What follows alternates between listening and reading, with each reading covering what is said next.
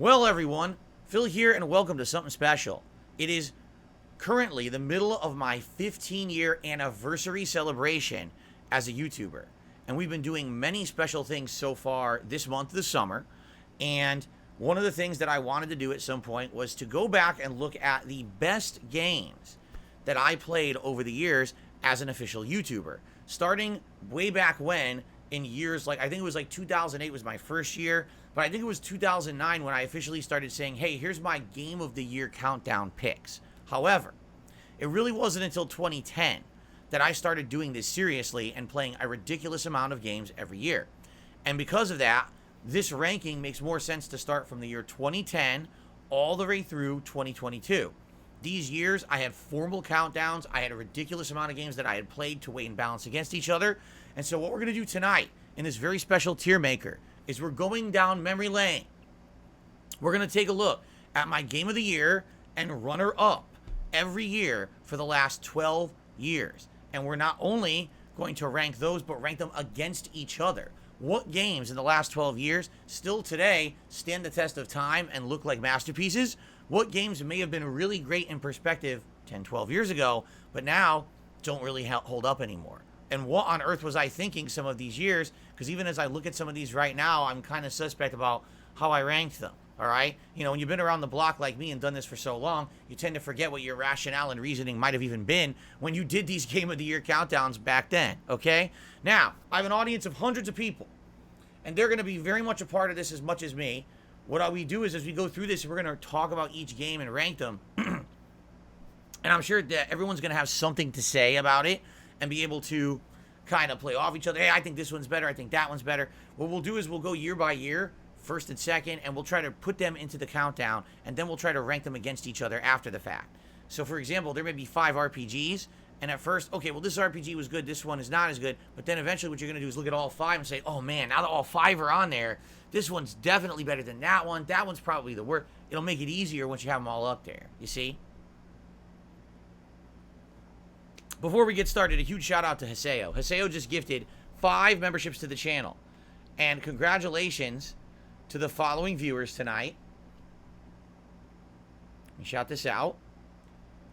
It glitched and won't show me their names. That's great. Let me try to scroll up.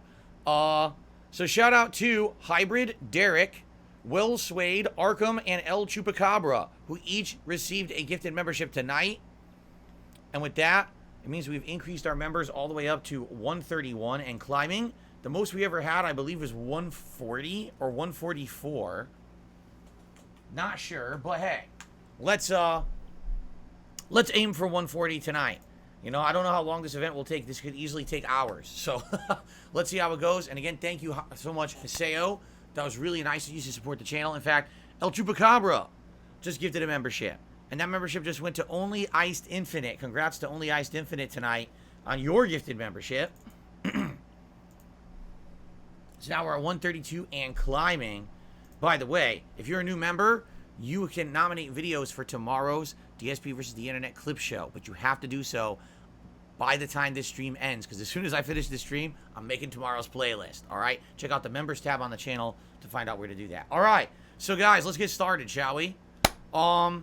Taking a look all the way back, starting in the year 2010, I have 2 games on this countdown. We have Heavy Rain, interesting, and we have, if I can find it, Red Dead Redemption 1. Those were my top 2 picks for 2010. So here's what we're going to do. Since it's the first year and we have no other comparison, we're going to put Heavy Rain into S tier, and we're going to put Red Dead into A tier. Now, trust me, this likely is not going to stay. This is just the initial rankings because it makes sense if it was number 1 and number 2. That's how they should sit, okay? But we're likely going to adjust that. Don't worry. Those are placeholder rankings for now. Shout out to Arkham, who popped his message for his membership and says Arkham City the GOAT. He loves Arkham City. Probably one of his favorite games, right? Okay, speaking of Arkham City, if we take a look at 2011.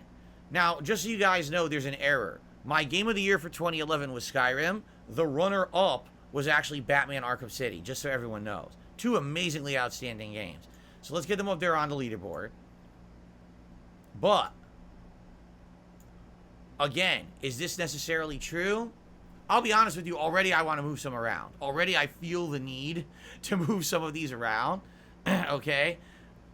In the year that Heavy Rain came out, you have to understand why I liked Heavy Rain so much. It really was the first choose-your-own-adventure style game that I had played as a YouTuber. It was. The only other one I think I had played back then was Back to the Future. But it had, at that point, really great graphics where the characters looked like realistic humans. It had great voice acting, although there was a French accent to everyone. It was cool. Like, you felt like these were real people in the game. It was like an interactive mystery thriller. I felt like I was maybe watching Saw or, you know, one of these murder mysteries, but you're playing it. And your choices directly influence what you were doing in the game. I thought the soundtrack was amazing. And by the way that I had played it, every night I played like 1 to 2 hours of it. So over the course of a week, I was slowly getting my way through Heavy Rain. And every night I was doing like a recap video saying, man, here's what happened tonight. And here's what I think is going on. And I wonder if this person is the killer and blah, blah, blah. It was really cool. It was one of the first times I'd ever done anything like that. All right? However, what I can tell you is today, I don't think Heavy Rain is anywhere near S tier. Like, if you were to take a look at games today, especially some of the ones we're going to go through, I would say at most Heavy Rain is probably a B tier. At most. Maybe even a C, pushing a C tier. Because, you know, first of all, once you've beaten Heavy Rain and you know the twist and you know the plot, there's not much else to it. Yes, you could go through and do alternate choices maybe once or twice and see how that affects the outcome, but the killer is not going to change, you see? So once you get through that first run, it definitely isn't as good a second or third run. I think some of these other games definitely can be, you can go back and play them years later and enjoy them just as much.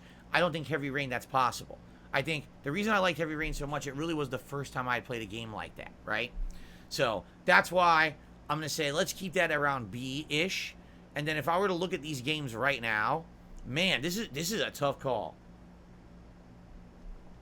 Like, taking a look at these games right now compared, man, I mean, Skyrim is the longest and definitely has the most content, but you could argue that the gameplay is super repetitive, right?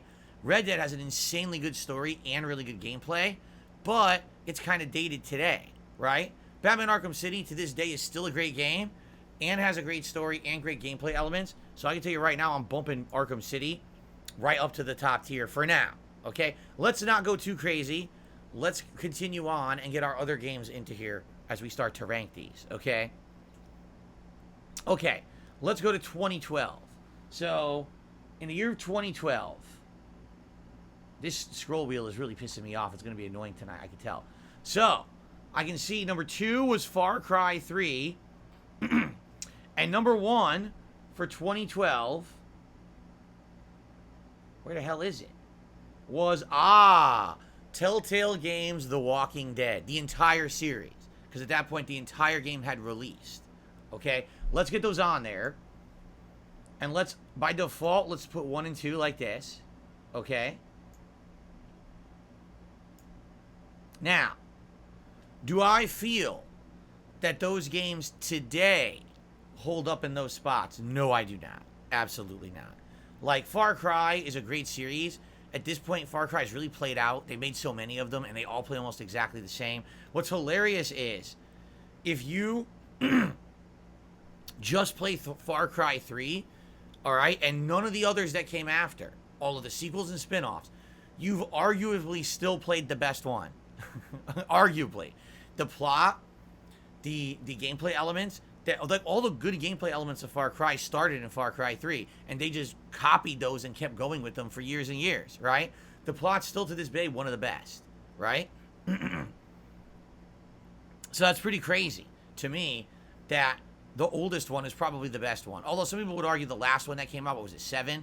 That one was also pretty good in my opinion. Or was it 6? No, it was 6, right? That one was also really good. But, man, now here's the thing about The Walking Dead. Again, at the time, 2012, when this game came out, the whole choose-your-own-adventure genre had a few really good outings. This was best in class. This was at, you have to understand, the actual tippity top of the level of popularity of Walking Dead.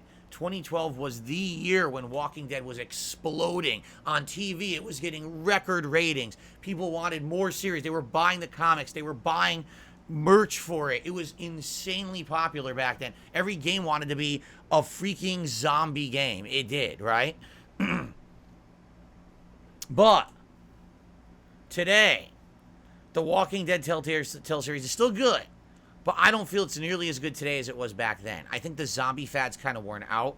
And once again, unlike a lot of these other games, once you've played through the story of one of these choose-your-own-adventure games, you've seen the game. And like for example, I don't know if I would ever want to go back and replay The Walking Dead. I never have. I've never gone back and replayed the Telltale series. Why would I want to? It's the same game. It's not going to change, right? As opposed to when you play all these other games, you could do different gameplay elements, right? They're longer. There's different story elements and things that could be tied in. So, for me, when I look at this, okay, I say, you know, it was a great game at the time, but I definitely don't feel like this is a game that should be like S tier at this point. I mean, at best, it should be A tier, seriously. But in reality, with, you know, again, the test of time, I actually feel like these kind of choose-your-own-adventure games actually are more mid-tier games now, being honest. I still think it's an amazing story, and if you're going to do one playthrough of The Walking Dead, you'll love it. But you're not going to keep going back to it. As opposed to these other games, you may go back to these games time and time again to play them again over the years. You see what I'm saying?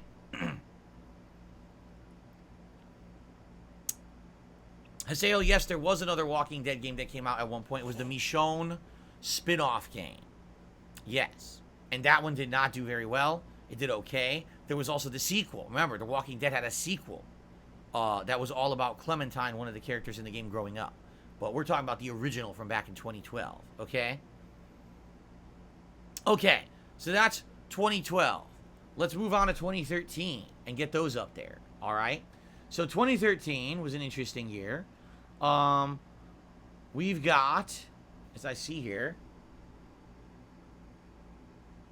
oh yeah, this was a really good year. 2013 was a really good year. And, I mean, to be honest, take a look at the games. Number one, the original The Last of Us. And number two, Grand Theft Auto 5, right? Now, what's hilarious is, if GTA 5 had come out any of the other years in this countdown, arguably it might have been Game of the Year. But it came out the same year as the original The Last of Us, okay? So, let's talk a little bit about each of these games, right? The Last of Us. Arguably best-in-class PS3 game. Like, probably the best PS3 game. Like, you would be hard-pressed to find another game on the PlayStation 3 that had that level of graphics, that level of story and writing, the amount of interesting gameplay elements that were groundbreaking for the time, and the emotional impact as well. Like, it was like the perfect combo of everything that you were looking for in a video game at that time in 2013, 10 years ago. Okay? And what a lot of people actually don't remember is that it had multiplayer. You remember that? You probably don't. It had multiplayer, and the multiplayer was good. It was different than multiplayer in other games. It was third-person, sneaking stealth multiplayer. You couldn't really fight head-up. You needed to kind of sneak around people to try to kill them from behind, and it was really cool when you could have, like, one person distracting on your team, making noise while you circled behind the enemies and took them out from behind. It was very unique in that regard. I particularly remember enjoying the multiplayer a ton, and I actually was kind of disappointed because the multiplayer did die only within like a month or two after the game came out, and that was disappointing because I was like, man, I felt like this multiplayer could have been expanded upon or improved upon, and they could have done more with it. I don't know honestly why they didn't. I feel like they should have done more with it, and it kind of didn't get the credit that it deserved. Okay, so definitely I would say The Last of Us, best in class PS3 game for the time. But then you look at GTA 5 and it's like, dude, GTA 5, triple protagonists, switching between them on the fly. Everyone has their own unique plot line, but crossing over plot lines. It's a world that feels like it's living and breathing. It's obviously the best GTA world to date ever made. The graphics at the time were quite good for Xbox and PS3. Certainly not The Last of Us level, but man, they were a huge improvement from the previous games. Even GTA 4, they were a jump forward. And of course, we have to say that GTA Online was part of that. Even though arguably GTA Online did not hit its stride until years later, it was a part of GTA 5 about a month after it, or 2 months after it launched. I'm trying to remember exactly when it launched, but it did launch by the end of the year of 2013. Okay? So, here's the thing. If I'm looking at these games, and by the way, Hiseo says, remember, Last of Us 1 had some DLCs. And, you know, had the multiplayer at launch. Last of Us 2 never had multiplayer. And there's no DLCs for it. You're right, right? I mean, like I said, they're just going to basically do Last of Us 2 DLC is going to not really be DLC. It's going to be a standalone multiplayer game coming later at some point, I guess. I don't know. Anyway, Derek, yes, you're welcome. He's happy. Right now, if you guys don't know, I am doing a second run playthrough of GTA 5. It's called the Anniversary Run over on my gameplay channel, DSP Gaming. Go give that a look. I feel like it's been a really exceptionally great playthrough. We're just around halfway through the game, if that, and a lot more coming in the coming weeks. So, okay. So here's the thing, man. Today, I mean, I'll be honest, if I'm looking at both of these games, you got to put them in perspective of 2013. You can't think about 2023, right? In 2013, I would absolutely say Last of Us is better than GTA 5. Seriously. I would. It was something new and unique and different and groundbreaking for what it did. Today, is The Last of Us as good? Probably not. Then again, I mean, GTA 5 probably also isn't as good. How about this? Let's leave those there for now. And what we're going to do is we're eventually going to rank these against each other. And we're going to adjust. Let's just leave those there for now and continue on with the years. Let's get all the years up there. And then we'll do these fine tweakings. Okay? Okay. 2014. Let's see here. So 2014 was another interesting year. If I remember correctly, was that not... was it Dark Souls 2? What games came out 2014? I'm trying to find it right now.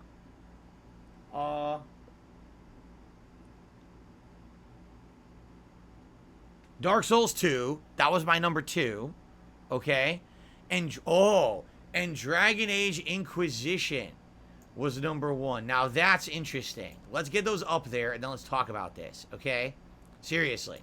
So again, another thing where if you put yourself into the perspective of the time period, alright? Like, I really liked Dragon Age Inquisition. A lot of people did not. I think I enjoyed it way more than most people. I had a really awesome, lengthy run. I did most of the side content of the game. I didn't find it too overly aggressively grindy or boring or time-consuming, while a lot of people did at that time. But a lot of people, you know, today, they're like, dude, right after so many better RPGs came out, right? Look at Dark Souls 2. Oh, my God. So I said that was the number 2 game of the year. Today, most people agree Dark Souls 2 is one of the lowest rung Dark Souls games, right? Like, I would say, right now, if I were to rate FromSoft, you know, Soulsborne games, I'd probably say, you know, probably Dark Souls 1 and Elden Ring around top. Then maybe, like, Dark Souls 3 and Bloodborne. And then I'd probably be like, maybe Dark Souls, maybe Sekiro, and maybe, you know, again, it's hard. Oh, Demon Souls is in there too, and I forgot all about Demon Souls. That's true. That's in there too at some point. But arguably, Dark Souls 2 is one of the lower rung ones, or is it? Because there's times when I really like this game, and there's times when I don't. Like, here's the thing. I absolutely hate that they changed all the stats in this game. You have to upgrade that stat to roll properly. What the hell is that? Rolling is supposed to be a key mechanic of every single action game, some kind of a dodge or evade. And to get your evade to work in this game, you've got to level up a stat, which is really stupid. That is so dumb, right? And, arguably, by the way, I don't have the ability to heart a super chat on this channel. Hold on. Apparently I don't. Which I thought I did, but I don't see the ability to heart the super chat. Golden Noble just did a super chat, and I can't heart it for some reason. That's weird, because I could heart them over on DSP Gaming earlier today. Did they take it away? Seriously? They took it away? Why'd they take it away? It was working earlier. If you don't know what I'm talking about, if someone does a super chat, there was a new ability for like the last week to like the super chat by clicking a heart icon, and I guess it would be a way of saying, hey, thanks for that. And now people are saying it's gone. Yeah, it's gone. I can't do it. So, Golden Nobles, I'll shout you out your super chat in a second. Okay? Anyway. So, Dark Souls 2 has some really bad bosses. Like some of the crappiest bosses in all of Dark Souls. An entire room full of crappy skeletons that are easy to kill, right? Lame. Some of the big bosses of the game, too, are lame. They're supposed to be the big 4 bosses, and they're just pathetic. All right? But then again, Dark Souls 2 has some really, really good bosses as well. The DLCs are some really good DLCs. Although I don't know if we should be ranking the DLCs along with the core game, right? Man. This is going to be tough. Here's the thing. I'll tell you right now, there's no way that Dragon Age Inquisition is as good as these other games. There's no way. I would say at best, Dragon Age Inquisition for me would be an A, right? And Dark Souls 2 probably would be B. So that's where I'm going to leave them for now. We will re-rank after, because we got to get all through all the years first, okay? And then we'll place all of these in their proper spots, all right? But there's no way that Inquisition is like S tier, in my opinion. Not today. You know, at the time, I loved it. But, you know, now putting into perspective, I don't think it's anywhere near as good as those other games, okay? Okay, so Golden Nobles did a super chat. And he says, I feel like every game of the year should be an S tier. That's the best of the year for you. What's the point? Because here's the thing. Again, Dragon Age Inquisition I thought was best of the year for 2014. Today, I don't think it is. I wouldn't even say, like, I think the game's good. I would probably replay it once. But now, putting it into perspective, I don't think it's as good as many of the games on this list. You see? So that's the thing. It's all about what else is going on at that time. Right? And again, what games stand the test of time and which don't. This is not DSP's Game of the Year Awards ranking. This is just ranking the games that happen to be in my Game of the Year Awards. Do you understand what I'm saying? So we're ranking them in terms of today, in perspective of everything else on the list, not just against the games of that year. That's the difference. You're absolutely right. 2014, maybe there weren't that many great games, and therefore that's why I said those are the top 2 games. But in perspective to other years that had better games, those games should be ranked higher. Do you see, understand? It's not just that of that year. That's the difference here. Okay. Let's continue. So, 2015. So, 2015, we had Uncharted 4. No, that's 2016. Right? I'm off. Fallout 4, okay. And Bloodborne. Wow. Okay. This is going to be an interesting one. All right? Now, here's the thing. Again, I'm just going to arbitrarily put them into S and A tier. That's arbitrary, what I just did. Okay? It doesn't mean anything. Man. I remember playing Fallout 4 and loving it. I do. I remember it having better graphics, better gameplay mechanics, a lot of improvements over Fallout 3 and New Vegas. What I hated was the fort system, where you had to build those bases and basically build up the townspeople, and then you had to go back and defend those bases. But in reality, that wasn't necessarily part of the actual overall game. It was kind of an added thing they added in for replayability or whatever, but it wasn't necessary, right? Like, you could pretty much ignore that and still really enjoy the game. I liked the story a lot. I did. A lot of people didn't. I liked the synths versus the Brotherhood versus, you know, there's the faction aspect of the game. I liked that. I did feel like that was a callback to New Vegas. When are you siding with, you know, the military? Are you siding with Caesar's Legion? Are you siding with Mr. House? I liked the factions. I did. And I did feel like the game had a great amount of content and it had unique and interesting locations to explore. I do feel like Fallout 4 was way too shooty. Like, for example, both Fallout 3 and New Vegas had more of an aspect on role-playing, while Fallout 4 became more about being a first-person shooter. Although it still had those gunplay elements, it was a lot more just shooting. And it was a lot of repetitive grinding with the combat. I remember a lot of enemies coming at you constantly for no good reason. If they could have reduced the amount of enemies and made it a better game, I feel. Okay? That's correct. Haseo says, that was one of the few games you bought the guide for. Yes, in fact, usually in the more lengthy playthroughs like that, back then, I would buy guides. Today, I don't buy guides at all. They don't even exist anymore. But back then, that was something that I would do. I would buy the strategy guide if it was something that I felt would need to be used so I don't miss content. You know, I was looking to do the best playthrough possible. Red Bandit just did a $2 super chat and said, loving the tier list. Thank you, Red Bandit. Appreciate that. Thank you for contributing tonight and supporting tonight's event. Thank you so much. Cool. So Fallout 4, that year I loved it. Do I love it now? Not really. Like, I think Fallout 4 is a grand game. I want to play it again. And in fact, coming up, what we've been doing once a year, we've been doing a throwback Bethesda game. So it's been Fallout New Vegas, Skyrim, and this year was Oblivion. Next year, likely we're either doing Fallout 3 or Fallout 4, and then probably whatever we don't do one year, we're probably doing the next year, right? I want to play Fallout 4 again. I do. In fact, they remastered it now for modern consoles. But honestly, I do feel like if I'm comparing them all in my head, probably New Vegas is better, I would think. And quite frankly, compared to some of these other, again, I don't think Fallout 4 is as good as these other 3 games up here. So I'm just going to knock that down right now to A tier, excuse me, A tier. Now, Bloodborne, man, that is arguable because some people to this day feel like Bloodborne is the best Soulsborne game. They do. It's more action-based. You can't really be defensive in Bloodborne. It's more about offense and countering with the parry system. People like the gothic nature of it. It's not medieval gothic. It's more modern gothic.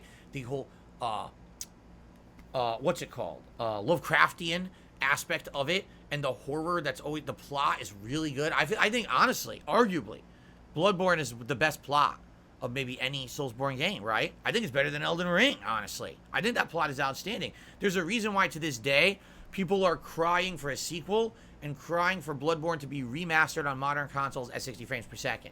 Are they asking for that for the other Soulsborne games? I mean, no. They want more Bloodborne. And it sucks that we never got any more Bloodborne, right? So there you go.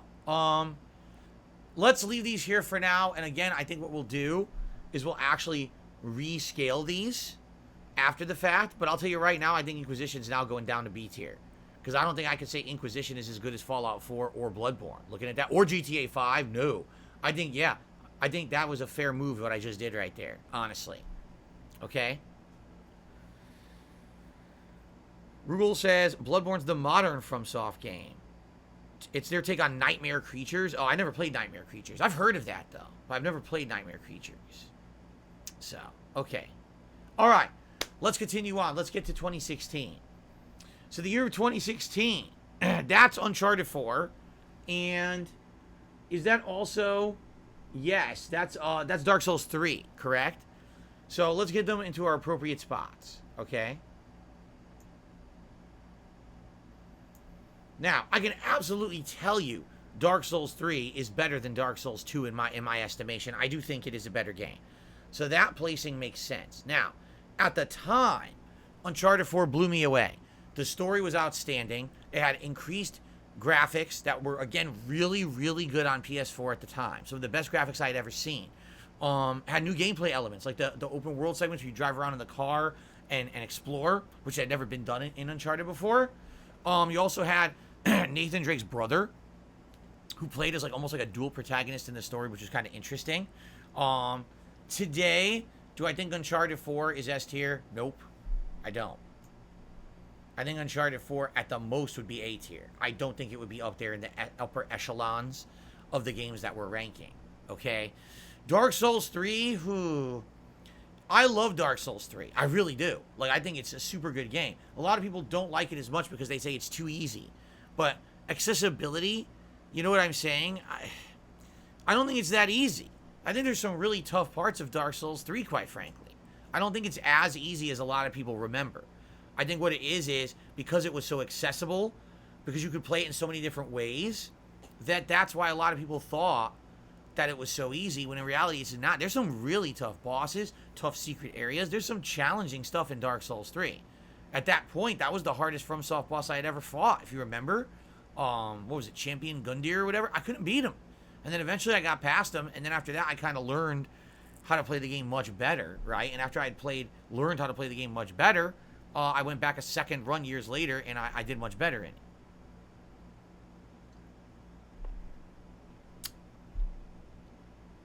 So, man, this is going to be real hard. This is going to be challenging. I knew it would be. Derek asks, No, Derek says his favorite moment in Uncharted 4 is the Crash Bandicoot Easter egg. Haseo says, did you like the Uncharted 4 DLC? I did. That was the standalone DLC, though, right? That was the expansion that had the two side characters, the women who were, kind of like, what do they call it? Supporting characters, supporting actors, right? And then they became the protagonists of that one. That was all right, I thought.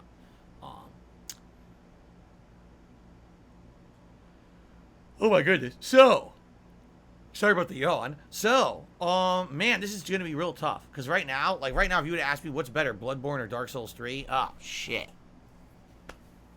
I would say Bloodborne. Yeah, I would. But that means Dark Souls 2 has to go down. That means this is going down, right?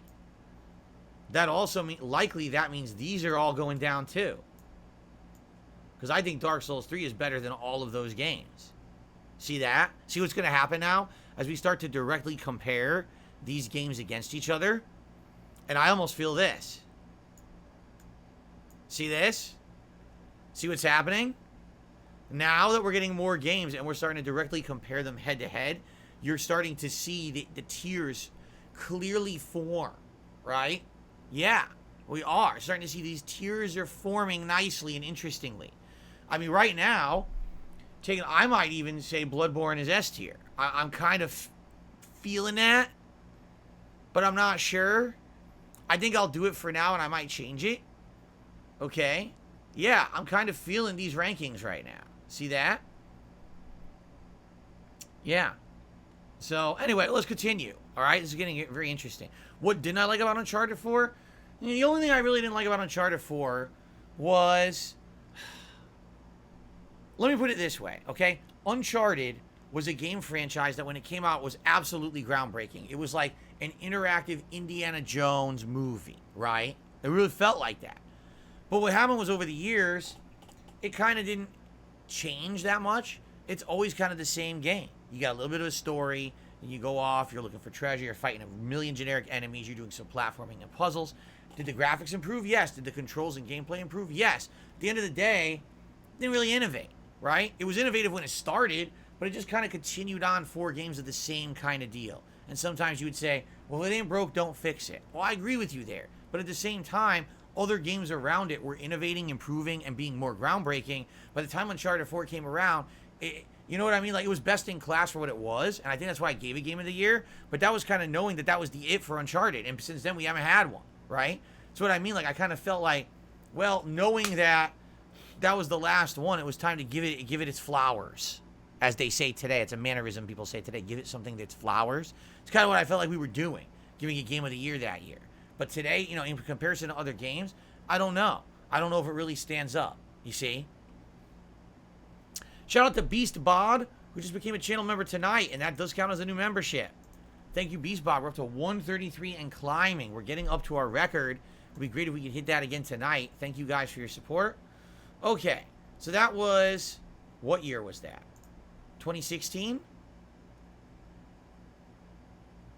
That was 2016, correct? It was Dark Souls 3 and Uncharted 4. Okay. Let's continue on. Let's get to 2017 and keep rolling, okay?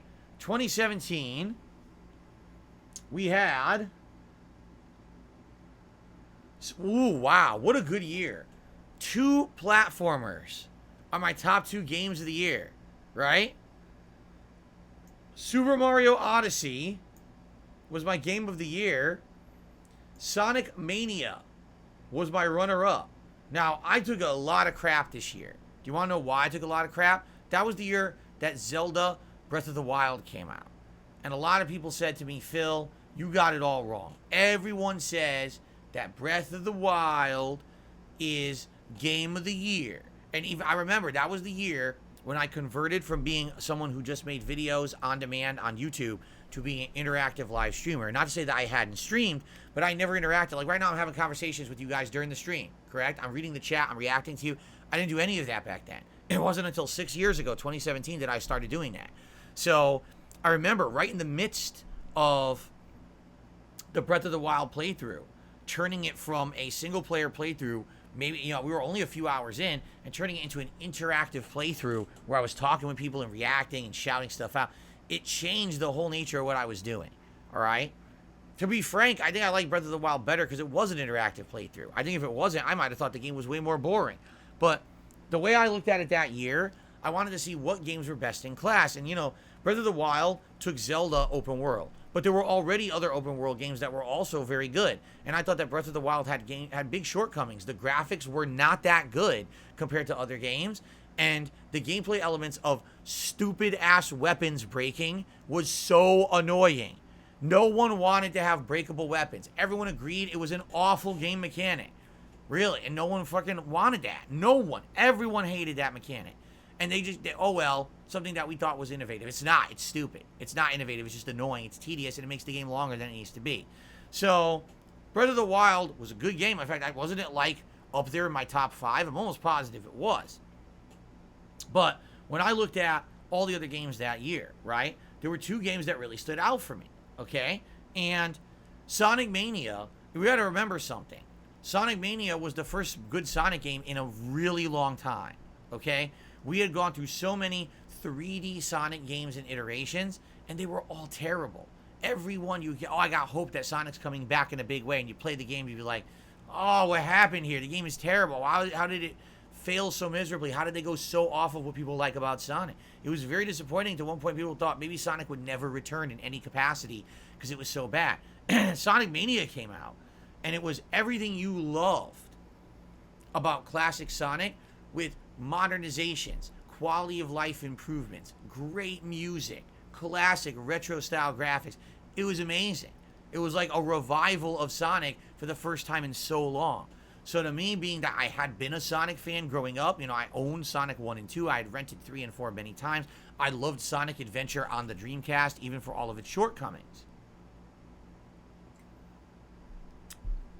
And quote me if I'm wrong, but didn't I also play Sonic 06 around this time, like the year before or something like that? So after having played Sonic 06, I was like, dude, I was totally in the mood for there to be a really good Sonic game. And then Sonic Mania just like, it hit it on all the right notes. It really did. That's why I loved it so much. Super Mario Odyssey, I think I liked more than most people. I don't know. I was looking for Mario to innovate. Because here's the thing. Mario was getting very stagnant. Mario had all these games around the Wii and Wii U era, and they were all the 2D revival of Mario. New Super Mario Brothers, New Super Mario Brothers Wii, New Super Mario Brothers 3D, New Super Mario Brothers Wii U, New Super Mario Brothers Wii. All right, that one I made up. But you understand there's like 5 or 6 of them, and they were all the same. They all were almost the same game. And then they did have, what was it? New Super Mario Land or something like that on the 3DS, and then they made the console one. It's the one I just played the remake of like last year. And those were great games too. But again, none of those games felt like they were new. They just felt like they were the same formula, improved upon a little bit, and Mario was not innovating. Super Mario Odyssey felt like Mario was innovating in a big way. So because of that, I loved it. I liked that this hat mechanic was totally new, had not been done in a Mario game before. It improved upon the platforming experience, and the hats changed the way that the game could be played, right? I liked the different environments. I loved that. I loved how some of them were more cartoony, some of them were more interesting. When it came to like classic Mario, some were more like innovative. And then you had things like there was a Dark Souls level fighting a dragon. I was like, what the hell is this in Mario? Remember the city? What was it? New Kongopolis, New Trumptopolis, New Dumptopolis. What the fuck? What was it called? I can't remember. But that was cool. I liked that you were in a city. New Donk. Is that what it was called? Was it seriously called New Donk? It was. No wonder I can't remember the name of it. New Donk City. New Donk City. But anyway, like that was cool to me. Like I loved that. I was like, they're taking Mario and they're taking it more seriously. It's not just a cutesy platformer anymore. You need ingenuity to solve these puzzles. You got a big open world to explore. I loved that about it. It really blew my mind. Honestly, I'm shocked. Not as many people liked Mario Odyssey as much as I did. Really, it didn't seem like people were of the same mind as me. I thought it was superbly outstanding. And it was, I mean, to this day, if you ask me what are my favorite Mario games, I'd probably like Super Mario World will always be number 1. But then after that, probably Super Mario Odyssey, if not like Super Mario 3, Super Mario Odyssey, and Super Mario Galaxy probably are all really great too. You know what I mean? So how could you say this wasn't a great game? I don't know. But anyway, I love that game. So, and here's the thing. If you were to distinctly compare the two, I would say that Mario Odyssey is better. Because here's the thing. As good as Sonic Mania was, it was a retro throwback game. It was meant to be an homage to the classics. It wasn't modernized graphics. It didn't really innovate that much. It was just, wow, let's get Sonic back on track. And it absolutely did that, all right? But Super Mario Odyssey progressed Mario. You understand? It made progress. It pushed it forward to feel more modern, all right? But I'll be honest, if I'm looking at all these games, yeah, I would probably say I'd probably do this. Yeah, because I don't think Mario Odyssey is S tier. I don't think so, okay? So, I would say that right there. And you could disagree, but that's what I'm going to go with for now. Again, we're not done. All we're doing right now is we're getting all the games from the 12 years in there, and then we're going to we're going to hunker down, and we're going to try to rank these against each other. Because right now, like for example, did we say, Far Cry 3 or Grand Theft Auto 5, which is better? We haven't done that yet. We're going to do that, and then that's going to help us to solidify the rankings. But we have to get all the games in there first, okay? In the meantime, Beastbot did a super chat and says, why aren't you including 2009? There's a good reason. In 2009, I wasn't a full-time YouTuber. I played very limited games, and most of the games, I'll be honest, half of 2009 was Street Fighter 4. Because Street Fighter 4 was what was popular at the time. So I missed out on a ton of games. I mean, I think, like, for example, I think my game of the year was like Modern Warfare 2 or something stupid like that. I didn't play enough games because it wasn't my job. So because it wasn't my job, I don't think my rankings are very fair. Like, 2010 was the year I started taking it very seriously. I started playing every major new release. I started doing formal Game of the Year countdowns and things like that. It became more business and professional for me. So that's why I think you start with 2010 and you go to 2022. I think 2008, I barely played any games. 2009, it was still like a small hobby. You see? That's why. Okay. So yeah, Derek says that Breath of the Wild wasn't even number 3 for me that year. I don't remember where it ranked for that year. Anyway. All right, so Beastbod, thank you for the super chat. And again, to everyone who is here chilling, thank you. And for those who are supporting the streams, thank you. We have 69 likes. If we get 100 likes, I'll do a celebratory bubble blow. That'd be great. It'll bring more attention to the channel. Thank you for the super chats for the few people who did it. Thanks for the gifted memberships and the standard renewals as well. 8 members tonight. We're getting there towards our goal of 140 for the night. It'd be great if we could hit that. And of course, if anyone wanted to tip, that'd be great too. All right, let's continue. 2017, right? No, 2018. Okay, 2018. Now we're getting down into the interesting stuff, right? 2018. We've got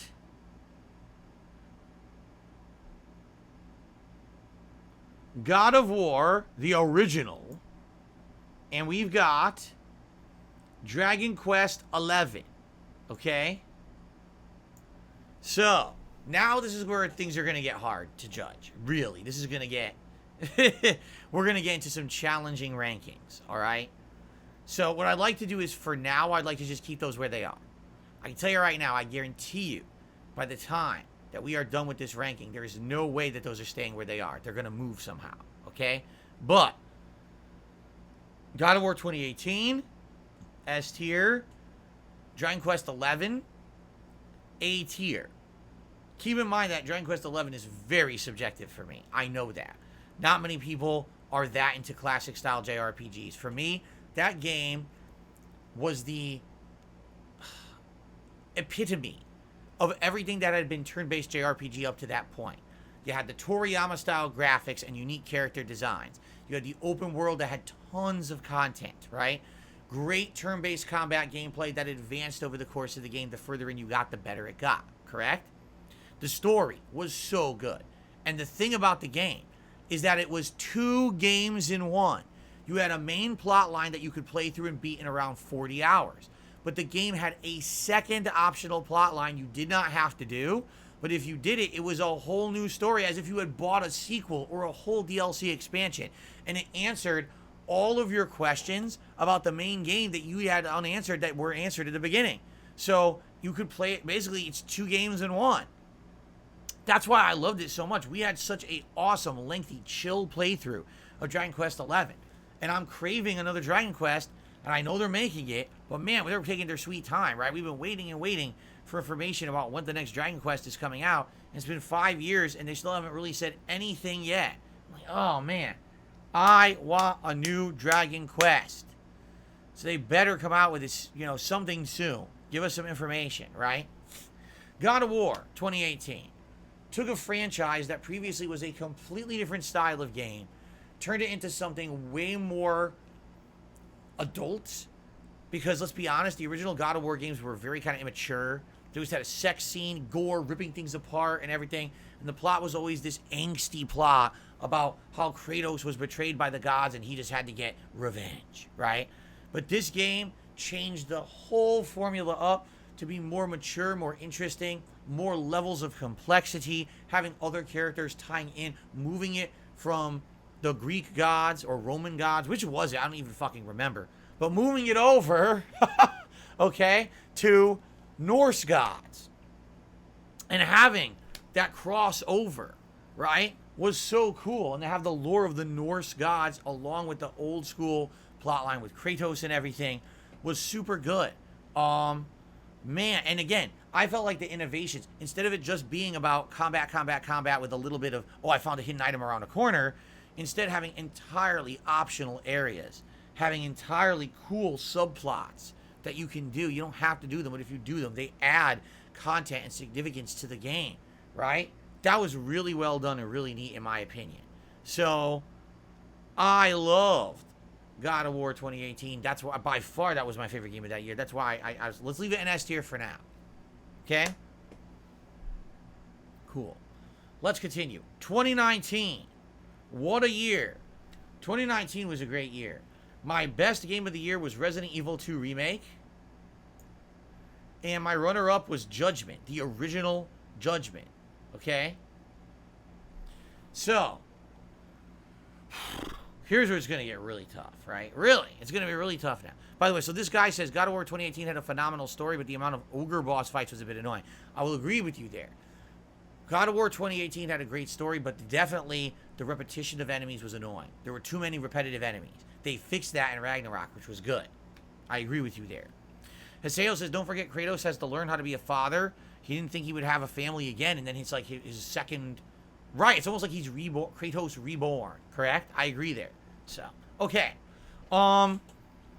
Resident Evil 2 Remake was the beginning. The beginning of what? It was the beginning of the remake renaissance, right?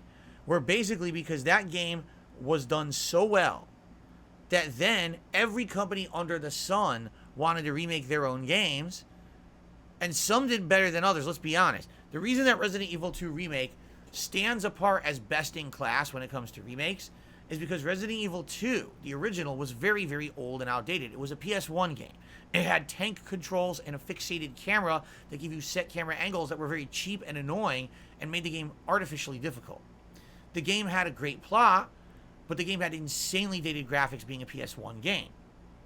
Also, the original game is short, but that's why there's two campaigns. You play the Leon side, you play the Claire side, and now you've got a complete game when you combine the two sides, right?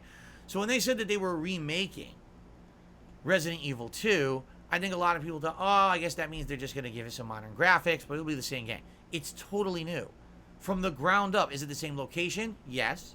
Is it some of the same puzzles? Yes and no. Some are identical. Some are completely retooled from the ground up. The gameplay elements are totally different. The action and gunplay, totally redone as a third-person action game now.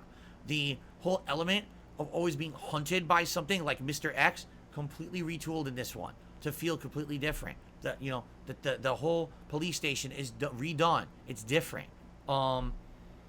It's superb. I couldn't believe how good it was. I was blown away with what a great job they did redoing the game. I didn't think they were going to do that.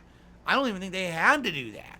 But they did it, and they pulled it off in such a convincing way that I would say, at that time, I felt that Resident Evil 2 was probably the best modern survival horror game.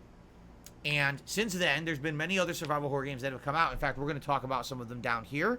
Resident Evil Village, right? Resident Evil 7 or 8 is down here as one of my top games of the year, right? So we're going to talk about that. But in perspective of everything, I still think, even Resident Evil 4 remake that came out earlier this year, okay? As good as that game was, I still think Resident Evil 2 Remake is the best modern horror game. I still feel like if you had to choose one survival horror game to play from the last 5 years, that's the one you should play. Seriously, it's that good. It's that damn good of a game. So, in reality here, I think I'm gonna for now, I think I'm gonna keep Resident Evil 2 Remake in S tier. Maybe I'll change my mind, okay? But I think I want to keep it there for now. All right. Now, as for Judgment, if you remember, that was the summer of Judgment. During the summer of 2019, that's when Judgment actually came out. And my neck is stiff today for some reason. When it came out, I started playing it. I didn't know how good it was going to be because this was the first different game from the studio that had made Like a Dragon or Yakuza up to that point. What was it? Ryugo Gogoto or something like that? Ryuga Goto? That's the name of the studio. And no one really knew how good it was going to be. But when we started playing it together that summer, okay, I realized, holy crap, like, this is really good. The plot was a murder mystery with Yakuza elements in it, but it wasn't necessarily just Yakuza. There was many other elements that were in there. And just that alone, just the plot alone could have been an amazing anime or amazing, like, TV drama. But the fact that it then had the combat of Yakuza, and it was even advanced from what it had been in previous Yakuza games, but it was better, more advanced, interesting combat. Really quirky, fun side quest. I mean, find all the hidden kitties. Remember that? How funny that was? So, I just remember, I still to this day, and fond memories 4 years ago, of the summer of Judgment, where every night we were just relaxing and chilling and having these really interactive, fun late night streams of this game playing in 2-hour increments and just having a great time with it over the course of like 2-3 months until we played it through. It was so good. And you know, it was for a select audience because lengthy games like that, I don't get it many viewers. But for those that were there, I think we'll remember that for a very long time. What an amazing game it was. How fun and interactive that playthrough was. I get it. I understand why it's up here with the games that are there. All right. But I'll be honest with you. I do feel like in ranks to what we're looking at here, that this is one that possibly we should bump down one. Okay. Just being honest. And maybe it should be B tier. But again, I haven't really directly compared these yet. We will do that soon. But not yet. So this is not the end all be all. Don't worry if you see these games. Oh, it's not where I think it should be. We're going to talk about it. This is not, these rankings are not final. We're going to mess with these. Okay. Okay.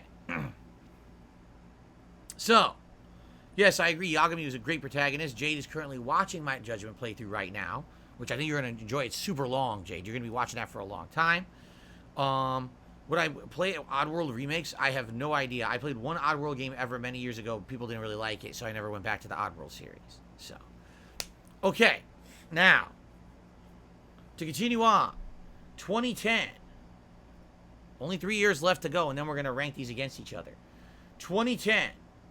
We had Ghost of Tsushima, and we had Like a Dragon. And again, that year was so unique and interesting.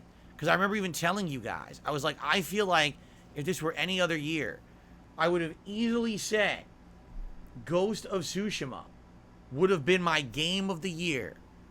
For sure. Did I say 2010? I'm sorry. People are saying you mean 2020. You're absolutely right. I'm sorry that I'm saying 2010. I meant to say 2020. My bad. I'm getting older. Senile. Sorry about that. Let's try this again. So in the year of 2020, all right? What a unique year, by the way. COVID hit, right? So what a unique year because you had a game like Ghost of Tsushima that came out in the summertime and everyone was stuck at home. No one could go out because everything was locked down for COVID. And so together we had this really fun interactive playthrough going through the beauteous countrysides of Japan, right? Seeing these amazing different visuals and this really unique samurai-style gameplay, the likes of which I had never really seen in any video game before, right? Open world, tons of exploration, a plot that you could just go right through the main plot and it was great, but there was all these side stories and things to do that were just as good as the main plot, kind of Witcher 3-esque in that regard, right? So, yeah, I mean, I absolutely loved Ghost of Tsushima, but did I think that there would be another game that year that I was going to like as much? No. I kept telling everyone that whole year, Ghost of Tsushima was game of the year. Ghost of Tsushima is definitely Game of the Year. And then what happened? Like a Dragon came out, right? Yakuza Like a Dragon, now known as Yakuza 7, although now the whole franchise is now called Like a Dragon, so now you could technically call it Like a Dragon 7, which is very confusing. But anyway, man, here's a game that took the JRPG formula and completely innovated it. You now taking JRPG, which is typically fantasy or anime-esque in some cases, like Persona, and you're taking that and you're turning it into something hyper-realistic. Now you're in real areas of Japan, fighting against the denizens, the people coming out of the alleyways, right? In giant plastic bags, and they're beating you up with floaties, or they're hitting you with ladles, and the job system is literally jobs. Get it? The job system in Final Fantasy was kind of, oh, it's jobs, but it's not. You're a mage, or you're a you're a knight. No, in this, you're a fucking chef, right? That's cool. And I liked that. I liked how basically the whole idea of turning a turn-based JRPG into something more realistic reminded me of South Park: The Stick of Truth, because I feel like The Stick of Truth did it first, but this game perfected that formula. Now, take the plot line of Yakuza and combine it with a whole new cast of characters. That's exactly what this game did. So for me, this ended up being like the epitome of turn-based RPGs at the time, right? And that's why I look at it, I'm like, oh my God, right? That's why it was my Game of the Year. But the thing is, a lot of people don't like that style of RPG. So for them, this game wasn't even on their radar. For me, this was Game of the Year. You gotta understand why it was my Game of the Year, okay? So let's take a look here. I would, first of all, if we're gonna do what we've been doing, this would be S tier, and this would be A tier, correct? Now, we will re-rate these, because I can tell you right now, I think there's 2 moves I want to make, but if I make those 2 moves, that means other games have to move as well. Okay? But, let's not be hasty. Right? Let's not make any movements yet. Let's hold off before we make those movements. Let's continue. Let's get the rest of the games on there, and then we'll start making movements. Fair enough? Okay. 2011. I'm losing my voice here. 2011. What a year. Right? Resident Evil Village and Halo Infinite. Now, you have to understand something about this, okay? I said 2011 again? Oh my God. I'm sorry, guys. 2021. I keep saying 2010 and 2011 instead of 2021 and 2020. I'm sorry about that. So 2021. All right? In 2021, Halo Infinite came out. There was massive hype around Halo Infinite because people were hoping this game being delayed by a year was going to be the reinvigoration and the savior of the Halo franchise. Xbox Series X and X had been out for a year and had yet to see a real system seller. Being honest, okay? When this game came out, all right, it innovated what Halo was. It ended up being open world, which Halo had never been before, okay? And the multiplayer was quite good at launch. It had a lot of features and content for launch. It should have had more, admittedly, but they were promising the world, oh, don't worry, this game will be fully featured and have all these new modes and things. It's just going to come in time. Just be patient. Just like other competitors like Call of Duty and other games, this game will get much more content. Okay? So, at the time, with what we already knew of the game, what it would offered as an initial offering, it was great. By the way, it was free. If you were a Game Pass owner, it was free. And the level of content they were giving you for a Game Pass subscription was off the charts at the time. However, the game had no co-op at launch, okay? The game, again, didn't really have enough modes to hold it up. I feel like, at the time, Halo Infinite, for its short time that it had been out when my Game of the Year awards hit, was definitely up there, and that's why I said, man, I'm feeling so hopeful about Halo. And if they actually do live up to their promises, this will be a reinvigoration for Halo, and this will be a big game again, which it hadn't been in a long time, right? But sadly, what ended up happening was all of that fell apart Because in the next year of 2022, basically 343 Studios could live up to none of their promises whatsoever. They canceled the co-op. They canceled any additional content for the story. They canceled 80% of the planned roadmap items that they had coming out for the multiplayer. So within 2 to 3 months of the year of 2022, keep in mind, this game came out, what was it, November, December? Within 1 to 2 months of this game being out in 2022, people were bored to tears. They wanted more content. And 343 had every excuse in the book why they could not live up to what they had overpromised and now were under-delivering on. So this game ended up being so good at launch and then falling apart within a few months. It's a sad story. It's a depressing story. Because again, they could have went either way. If they had lived up to their promises and had, look at all this nice content we released over 2022. That game could have been a whole amazing experience and we could still be talking about it today. Instead, this game is a fart in the wind. It was really good at first and then all of a sudden, it went right away in the breeze. It's very sad what happened with Halo Infinite, in my opinion. Now, this is the prime case of, in the moment, this game was great, and I would have given it an S rank, but now, when you're comparing it to all these other games, I gotta give it, at best, a C. Maybe a D. Maybe that will actually be one that I kick down to D, honestly. Alright? And when you look at Resident Evil Village, it's definitely not S tier, okay?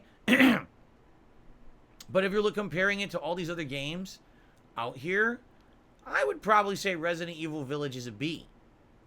Okay? So, yeah, there you go.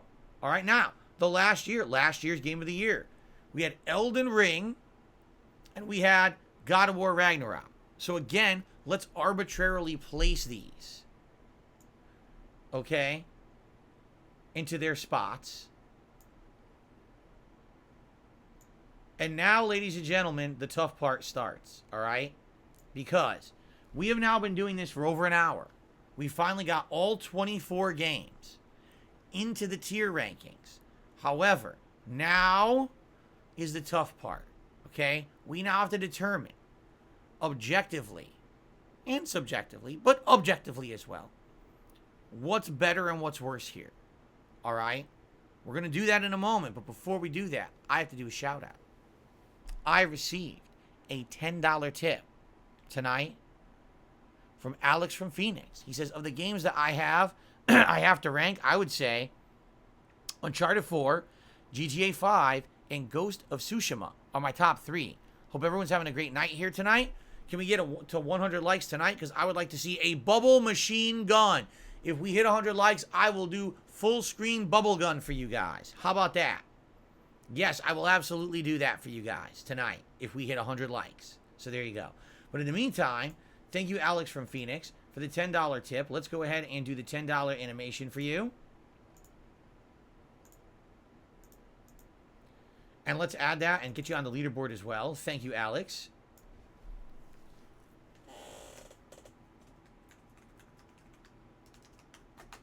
Hope you guys are having a good time. I'm having a great time. By the way, if you're someone watching this on demand after the fact here on the channel, because you couldn't make the stream, by all means, leave your thoughts. Leave comments on this video. What do you think about these rankings? How I ranked things previously, how I'm ranking them tonight. What do you think? We got a ways to go, because now we got to rank all of these against each other. Okay? I also received another $10 tip from Yorichi. Says, I cannot wait to see your final results from this Tiermaker stream. So thank you to Yorichi, who also just did a $10 tip. They kind of came in at exactly the same time. So thank you very much to Yorichi.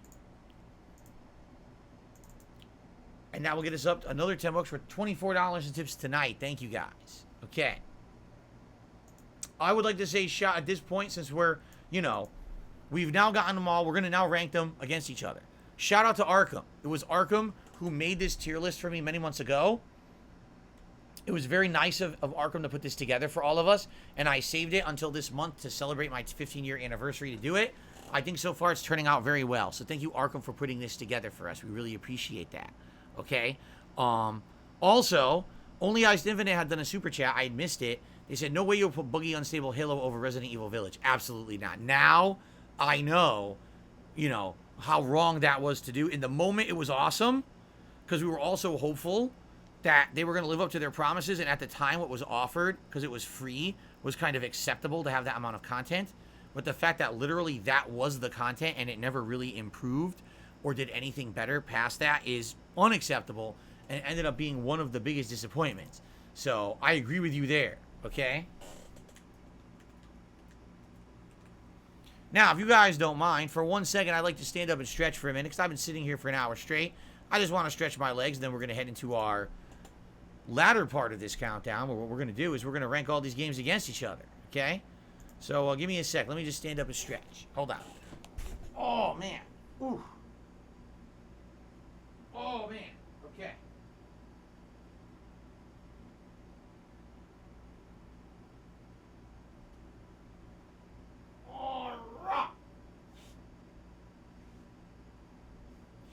All right.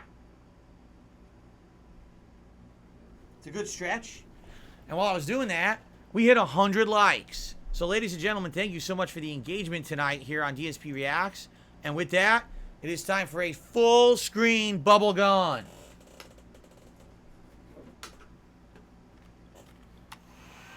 Thank you so very much for joining me tonight. I hope you're enjoying the tier list. Again, leave comments on this video. Let me know what's your personal faves. And thanks for 15 years of support. 15 years of you guys watching my content and contributing and being a part of this awesome social experiment, right? Experience that I've had here on YouTube. Again, the only reason I was able to do everything I've done is because of you guys. Understand that. You know, your viewership, your support over the years. To be able to do an awesome tier maker like this, ranking 12 plus years of work that I've done, is pretty damned impressive and amazing, and I really, really appreciate that. All right? So thank you guys. All right. Let's get back to it. So, what I'd like to do is start from the bottom and work our way up. Shall we? Okay? We'll start from the bottom and we'll work our way up. I really don't want to make anything D tier, but I have to. We have to be fair. We have to be. We have to be, guys. All right? Objectively, if we're looking at this ranking right here, all right? Objectively, you have to admit Halo Infinite has got to be the bottom tier. It's got to be down there. It's the most disappointing game in our whole countdown. It's a game that had such potential and fell flat on its face. 343 proved themselves to be completely inept. It's really sad in that regard, okay? Haseo says, thank you for the amazing content. You're welcome. Derek says, thanks for 15 years. You're welcome. Jade says, to me, Walking Dead would be A or B. See, let's talk about that. We will. Let's actually talk about directly comparing these games, okay? So here's the thing. So we're looking at, what are we looking at right now, okay? We're looking at Dark Souls 2, Dragon Age Inquisition, Heavy Rain, and The Walking Dead Telltale game, okay? And I look at this and, man, this is tough. This is tough. This is hard to do. Because I feel like, I feel like I'm insulting games. But I'm not, I want you to understand I'm not. Like, all these games are on this list because they're my favorites. You understand? That's why they were on this list to begin with. None of these games are bad games. These are outstanding games. But you have to rank them. You understand? You have to rank them. You see? So, out of all these games, which ones don't stand the test of time? Well, I think Dark Souls 2 is still a fun romp no matter what. Even if it's one of the weaker outings of Soulsborne, it's still a good game, right? Dragon Age Inquisition. At the time, I really liked it. Today, would I like it as much? I don't know. You know, I haven't played it since then. I actually watched my wife play it a couple years ago. I didn't watch her play the whole thing, but I watched her play portions of it, and I enjoyed watching her play it.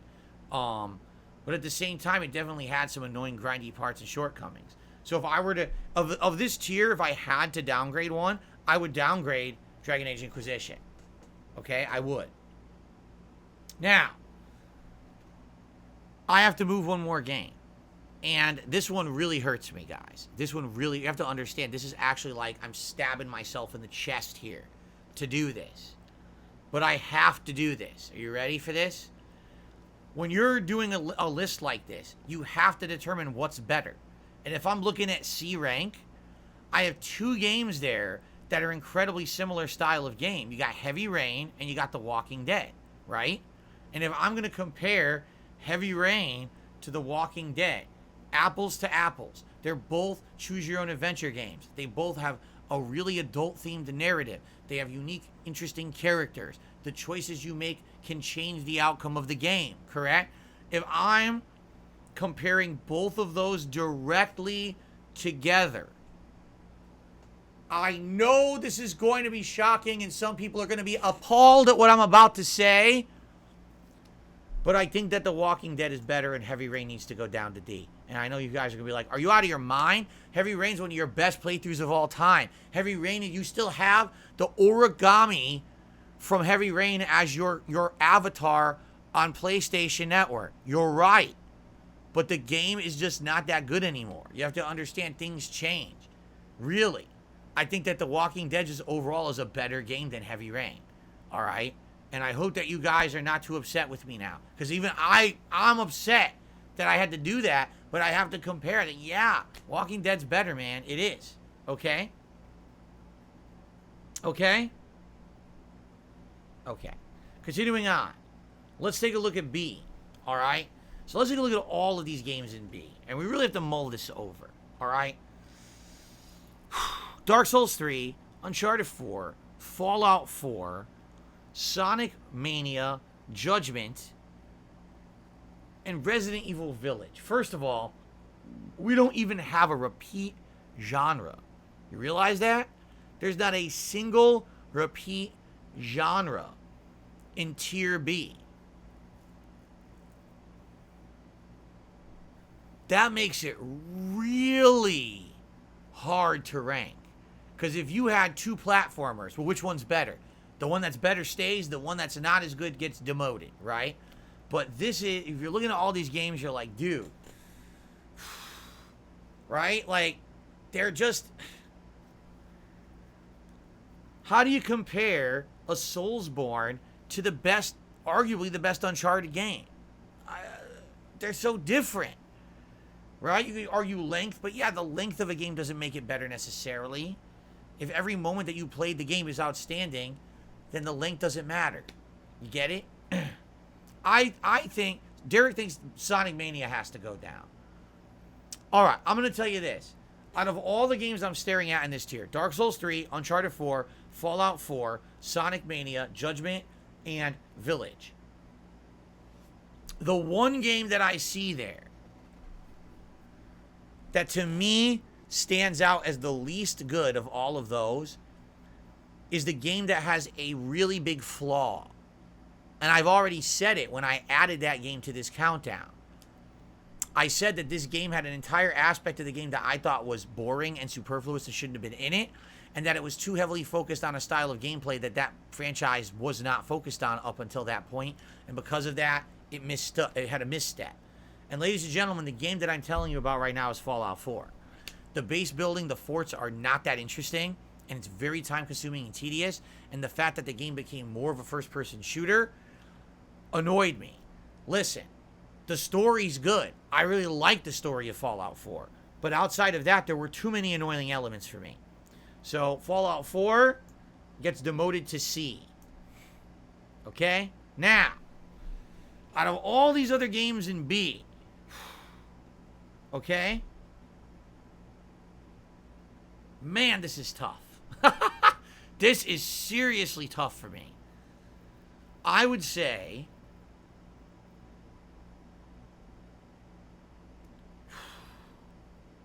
S and A are going to be impossible. Where if in B I'm having this much trouble, S and A are going to be like pulling teeth, man. But taking a look at all the games in B, all right?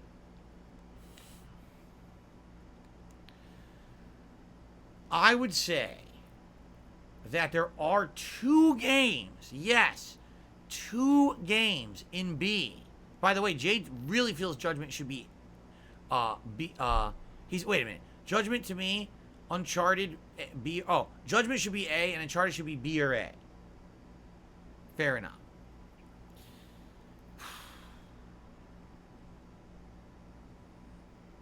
Alex from Phoenix just did a super chat. He says the way to do this is to judge in the end which one of these games are more memorable. It's an interesting take, right?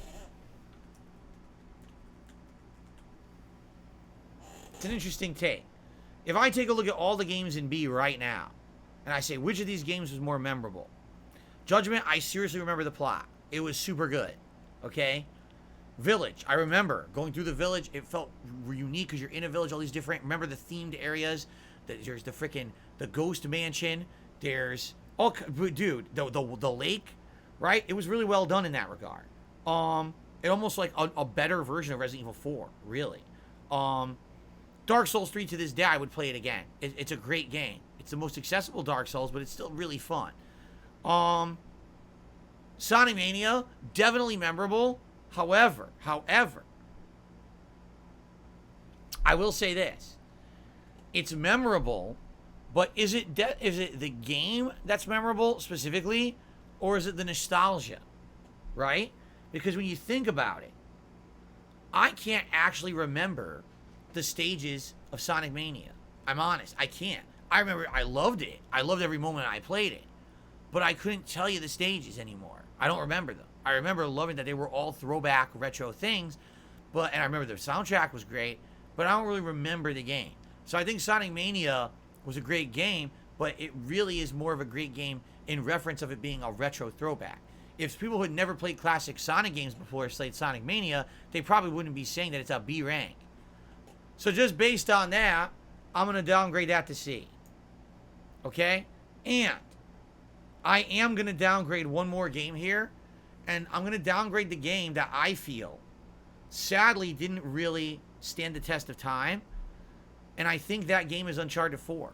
As good as Uncharted 4 is, I think it's the best Uncharted game of all of them. I really feel that way. I just don't feel like Uncharted has aged that well. I think that when it came out in the PS3 era, it was groundbreaking. We didn't have games like that. But then we had the Tomb Raider trilogy, and we had many other games doing it, right? Now you take a look at games like Horizon and the like, and those are really great. It's like, I don't know if Uncharted really aged as well. You know what I'm saying? So I think I'm going to downgrade Uncharted as well, down to C. So now, in D rank, we've got Halo Infinite, Dragon Age Inquisition, and Heavy Rain. In C rank, we've got Dark Souls 2, The Walking Dead Telltale series, Fallout 4, Sonic Mania, and Uncharted 4. In B rank so far, we got Dark Souls 3, Judgment, and Resident Evil Village. But now we've got to go to A. And now this is going to get very difficult. Okay? This is going to get really difficult. Okay? All right. Okay. First of all, can we compare apples to apples? Yes, we can. Because if you look at all the games that are currently sitting in A tier, okay, there's two games that are very similar. Actually, I'd say there's two games and another two games that are very similar. So let's compare apples to apples. Red Dead Redemption 1 and Grand Theft Auto 5. This is tough. I can only leave one Rockstar game in A, and one has to get demoted. I have to do it. How am I going to do it? This is going to be so tough, because let me tell you, as dated as Red Dead Redemption is, it's 13 years old. At the time, that game blew my mind. It has an insanely good story. It really feels like you're a cowboy in the Wild West, and it took the GTA elements and put it into the Wild West, which was so cool to see. It's the redemption story of John Marston, right? An outlaw who just wants to get out of that bad end of the law and just make a normal living, you know? But the world won't let him, right? His past won't let him escape. It's got great gameplay elements. Although, admittedly, today, if you play it back, you might say, it's a little bit dated, right? But, man, it's still got great gameplay elements to this day. The whole Deadeye aspect, right? Badoom, badoom, you auto-target and just shoot them all. Man, that's fun. And There's another factor here. Red Dead Online. Red Dead Online, the original, was what I used to make Suicide Kings. Do you remember that series? How many of you remember Suicide Kings? Probably most of you do not. So for those who don't know, Suicide Kings was a unique project where I and some of my friends like John Rambo and Mayor McJustin from the Street Fighter community and a few others teamed up and went online to Red Dead Online and just did stunts and pranks. We were blowing stuff up. We were loading up a freaking buggy, a horse-drawn carriage or a stagecoach and running it off of a waterfall. And we were blowing people up with dynamite. It was like Jackass in the world of Red Dead. And it was absolutely unique and interesting and fun and so awesome, right? Remember? And that's part of the core game. You have to understand that's part of the core game experience that needs to be ranked. GTA 5, when it came out, it blew me away. I loved it. A lot of people didn't like it as much as me, surprisingly. They didn't think it was as good. But I liked the idea of having 3 protagonists. I liked the idea of swapping between them. I liked how, unlike the previous GTA games where a lot of the stuff was very immature, in this one, even though there's tons of immature shit in it. For example, the story of Michael and his family is a lot different because here's someone who doesn't want to be doing awful things, but his family is all a bunch of immature idiots and he gets pulled into this dumb shit all around him, right? Because they're just horrible people, essentially, right? I almost feel like GTA 5 is more of a moral story than a lot of the previous GTAs. Although, admittedly, Nico Bellic in GTA 4 also was a similar character. I like that the world feels so realistic and unique. It's the updated version of Los Santos for the modern era, right? And it did have GTA Online. It took a couple months, but when GTA Online launched, that was a huge amount of content for a lot of people. Not for me. I didn't really play GTA Online, but a lot of people did.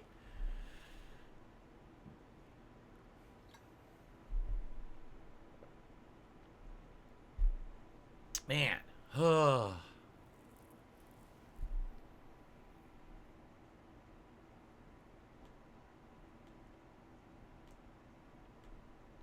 This is so tough. Because I have such fond memories of Red Dead Redemption. I really do.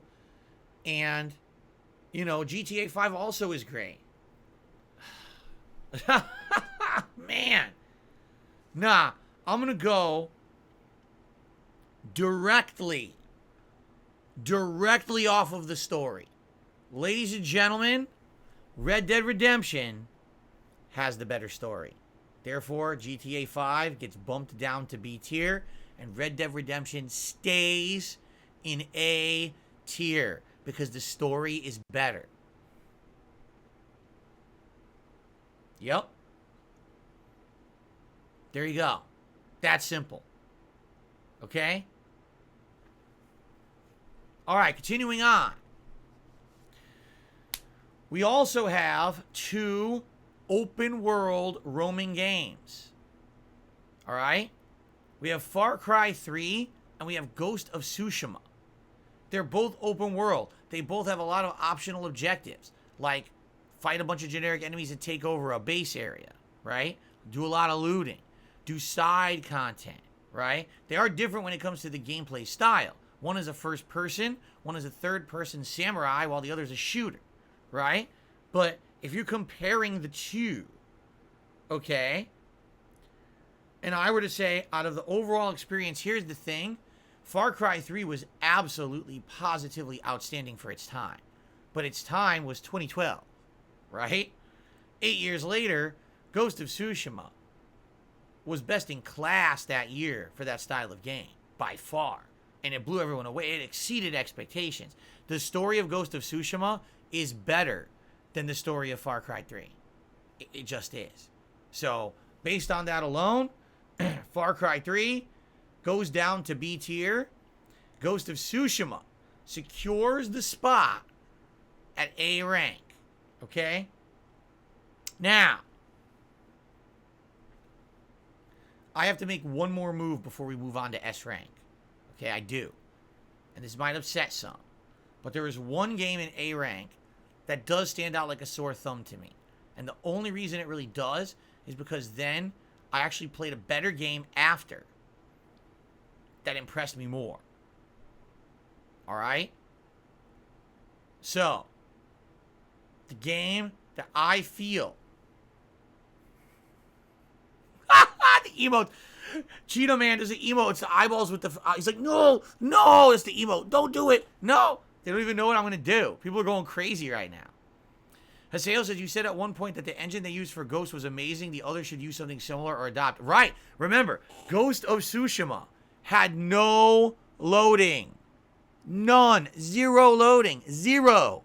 You could roam this open world and there was no loading whatsoever. You're absolutely right. It was groundbreaking at the time. Okay?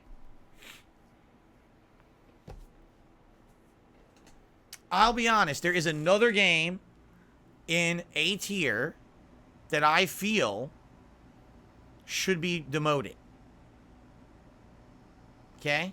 I feel that way. I don't know if you guys agree. We'll see if you agree. But the game that I'm talking about, all right, is a game that at the time was one of my favorite playthroughs I'd ever done, right? But I do feel that it's not as good now. And the game I'm talking about is Dragon Quest XI, which I'm now demoting down to B rank. Why? Because Like a Dragon was so good. Taking that JRPG formula. It took it, you know, Dragon Quest XI is great, don't get me wrong. But the graphics are a bit dated, and it's kind of the kind of cliche medieval stuff that you've seen a million times, right? Like a Dragon innovated in a way. And I liked that there was innovation, and I think that's the superior kind of turn-based JRPG. I still think this game is great, but I just don't think that today, you know, 5 years later, it's as good now that I've played Like a Dragon. Do you get what I'm saying? Okay. Haseo says, you didn't move Ghost to S tier, you're moving it, right? Alright, here's the thing, we're demoting. We may promote, but I'm demoting right now, but we may promote. Alright, we're not done yet. Okay? Taking a look at S tier, alright? Let's take a look directly at S tier, alright? What games in S tier can we directly compare and say one has to stay and one has to go? Immediately, there's a game right there that this has to happen. Do you see it?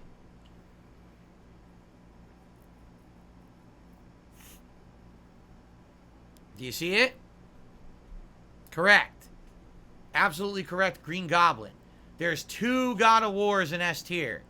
And let's face it, just like Highlander, there can only be one. So there was a death match between God of War 2018 and God of War Ragnarok. Who would win? Do you go with the original game that took God of War from being this more immature, gore, revenge quest, all about the combat plot, and turn it into an epic, modern, mature, meaningful story with emotion and more open world and better exploration and meaningful side content and even more innovative combat and all of that? You know what I'm saying? What would you say between the two? I gotta do an apples to apples comparison. And if you actually do apples to apples, all right, Ragnarok just has more content and is better. It's more innovative. It's got more things to do. You got variety of content because you not only play as Kratos, but you play as his son, right? There's just more to it. I mean, you could argue that in 2018 it was amazing. You're right. In 2018, God of War was amazing, but the sequel's just better. It's a case where the sequel's just better than the original, period. It just is. So I have to degrade God of War 2018 down to A. That's not a slight against the game. The game is still amazing, but the sequel's just better. It just is. It's just objectively better.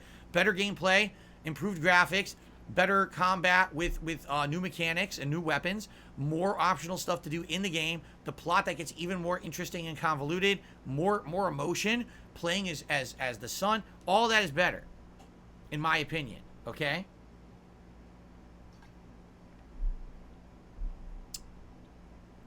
So there you go. Now, other games in S tier, right? Here's the thing. S tier has to be best in class. That's the way I see it. It has to be best in class. It has to be. All right? And if I look at all of these games, Skyrim. Is Skyrim the best Bethesda game? It's arguable. Because if you were to say, what's the best Fallout game, you could argue between Fallout 3 or Fallout New Vegas. But then if you say, what's the best Bethesda game? Well, everyone will disagree. Some people will say, I like the classic Elder Scrolls. I like the modern Elder Scrolls, you know? It's a tough call. Let's put it that way. Let's not even touch that one yet, okay? Batman Arkham City. If you take a look, this is literally the only superhero game in my entire Tiermaker countdown, right? So should Batman Arkham City just stay in S tier? Well, if you remember, a few years ago I played it again. It was actually the summer when everyone was trying to get pre-orders in for the new consoles, the PS5 and the Xbox Series X. And I remember we were actually playing Arkham City, and someone had gotten a pre-order like link and posted it in the chat, and a bunch of us ran and bought our pre-order PS5s at the time. It was so cool to be able to do that. And the game still is great. Obviously, you know, things have changed, but you know, when I think of the whole Arkham trilogy, right, and I say, what's the best game out of the Arkham trilogy? Probably Arkham City. I think Arkham Knight's good, but Arkham Knight focused too much on the Batmobile, and the original Arkham is too confined just to Arkham Asylum. I think Arkham City is probably the best one. So, do we move Arkham City? Think about it. The Last of Us. We already talked about it. Why The Last of Us was literally best in class, the last great, amazing example of what's a great game on PS3, correct? We already kind of established that. So, the way I see it, unless something else knocked it down, and honestly, I didn't see any reason, I think that it should kind of, at least at this point, stay up there, right? I say, oh, you're right. I did originally want the digital PS5, but it was sold out, so I got the disc version. You're right. That you remember correctly, right? It was summer of 2020 when I played Arkham City again, so 3 years ago. There you go. Thank you, Derek. Bloodborne. Man. What's funny is some people would now say, okay, now we have to do a direct comparison. I've got Elden Ring in A tier and Bloodborne in S tier. Yeah, I do. That's a good reason for that, too. Bloodborne, I feel, is better. I'm serious. I think that Bloodborne is better than Elden Ring. Because it's unique. It's got such a unique atmosphere to it. This gothic, dark, Lovecraftian atmosphere. This air of mystery, right? I definitely think that Bloodborne is better than Elden Ring. Not to say I don't like Elden Ring. I really like Elden Ring. But I definitely think that Bloodborne's better. So I think Bloodborne should stay in S tier. We've already talked about Resident Evil 2 Remake and how I feel it is the best modern horror game. Right? Right. So I don't think it's moving. Okay? Like a Dragon. Out of all the RPGs in this countdown, and there were quite a few, right? Dragon Age Inquisition was in there. Fallout 4 is in there. Dragon Quest 11 is in there. Right? Out of all these RPGs, I definitely think that Like a Dragon is the best of them all. It's the best of RPGs. So I think that it stays where it is at S rank. Okay? By the way, a huge shout out to Hiseo, who just gifted 5 memberships to the channel again. Congratulations to Double M, Clyde Baxter, Zeladon, Chad King, and Howard, who all just got a gifted membership. Be sure to thank Hiseo. Hiseo, thank you so much for supporting the community tonight. We're now up to 138. We are 2 members away from our record. 2. We're that darn close from tying the record of 140. So maybe we can do that by the end of tonight. I guess we'll see. If not, still an amazing night. Thank you guys for your support. I hope you're enjoying this Tiermaker. Again, if you're watching this on demand, share your thoughts. Leave comments. Let me know what you think about how this Tiermaker went. I'd love to hear your take on everything. Okay? That's right. Remember, everyone who became a member tonight, you must submit your clips for tomorrow's show immediately. As soon as the stream ends and I upload it, I'm making the playlist. That means you have like an hour, if that, to get your nomination. Get your nominations in immediately. Members tab of the main channel page of DSP Gaming. You'll find the thread there. Okay? Okay. Okay. All right. Continuing on. God of War Ragnarok, we already talked about. We already know why God of War Ragnarok is there, correct? So, it's best in class of that style of game. It should be there, right? Bloomkid just re-upped his membership for 4 months. Ultra level. He says, I don't see Persona 5. I'm concerned. Persona 5 did not make my top 2. This is a countdown of my top 2 ranked games for the past 12 years. Persona 5 was in there. But if you remember, do you remember what happened? This is a very unique situation. Persona 5, I was playing and loving. I was having a great time with the game. I had no complaints. I thought it was outstanding. It was my favorite JRPG of the time. And then what happened? Atlas hit me with false copyright strikes. I was abiding by all of their rules, playing the game, and Atlas hit me with copyright strikes. And I had to stop playing the game for a year. So by the time I finished it a year later, it was out of contention for Game of the Year. So if Persona 5, if I was allowed to play it like a normal person, and if I hadn't been targeted by this idiotic company that didn't know what the hell they were doing, very well, Persona 5 may have been in these countdowns. But there's really nothing that I could do about it, simply because I couldn't finish the game the year it came out. So it's not on these lists as a symptom of that. It's their fault. Atlas of Japan had no idea what they were doing. Sorry about that, right? Overpower Boone feels that we should do Game of the Year and disappointing games lists like this moving forward. Yeah, I think the traditional countdown makes sense, but then we could maybe later on do Tiermaker rankings. I don't know. I don't think... See, I think this works when you have a lot of stuff to work with. I don't know if necessarily there'd be... Well, maybe it would work. I guess, see, here's the thing. What would have to happen is, by the end of the year, I would have to establish, like, my top 12 to 20 games of the year, and then someone would have to make this, and then I could do it. But that would be kind of challenging. I'll have to think about it, okay? I'll have to think about it. And by the way, we've already got multiple suggestions that we do this same thing with the most disappointing games countdowns from the last 12 years. I'd be down for that. If someone wanted to whip together a Tiermaker template for us to do, I'd be more than happy to do that in the future. Maybe even in the next couple of weeks still for my anniversary celebration. We could do something like that. Maybe we'd even do it during the retrospective marathon event in 2 weeks, okay? So if someone whips that together, I'd be willing to do that. I think this has been a great event. I hope you guys have enjoyed it, okay? Yes, and again, shout out to Arkham who put this one together. That was very nice of Arkham to do. Okay, so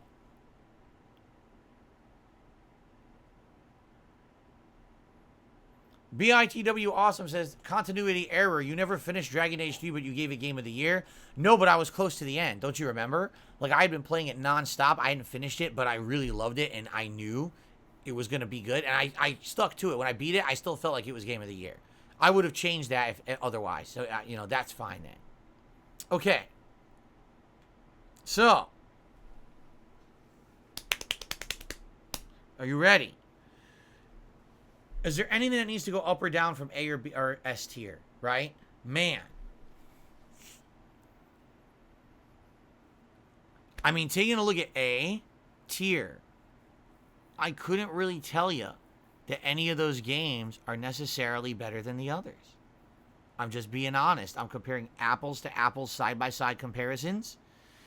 And I couldn't tell you if any of those games were better than the others. I would say they're probably all on the equal level for me in the A tier. All right? Just being honest. So, taking a look at S tier.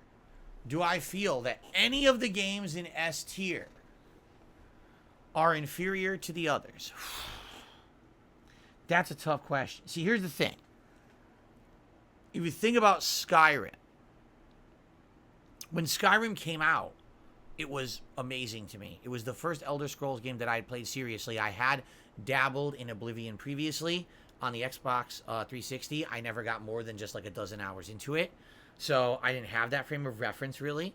So really, to me, Skyrim was the first Elder Scrolls game I had ever really played seriously.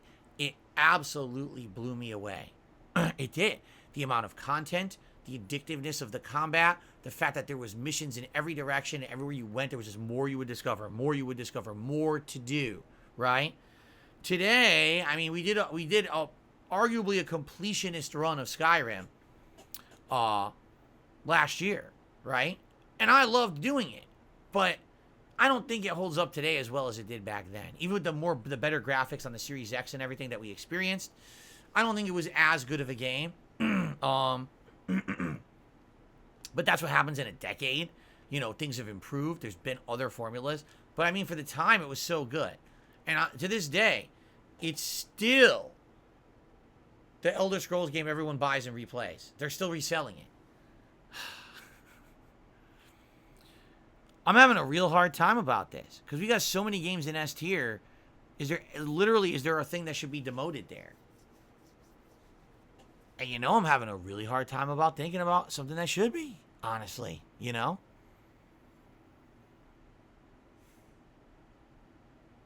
Interestingly enough, right? First of all, Arkham City is actually number 2 and Skyrim's number 1. Just for the record, those numbers are wrong. So out of our S tier, right now we've got 2 games that were number 2. We've got Batman Arkham City and we've got Bloodborne. And if you remember 2015, what was my number 1 pick for 2015? Does anyone remember?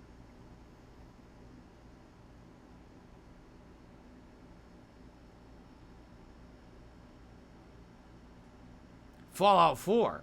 So, how games age differently, right? To this day, I would say Bloodborne is an outstanding game that I would go back and replay and love. Fallout 4 is down here in C tier, and that was my game of the year at the time. You see how I said some games would age better than others? I definitely think Bloodborne has aged way better than Fallout 4. And, I mean, Halo Infinite is literally dead. It's a dead game. It has no new content coming out for it. The community abandoned it. People walked away, right?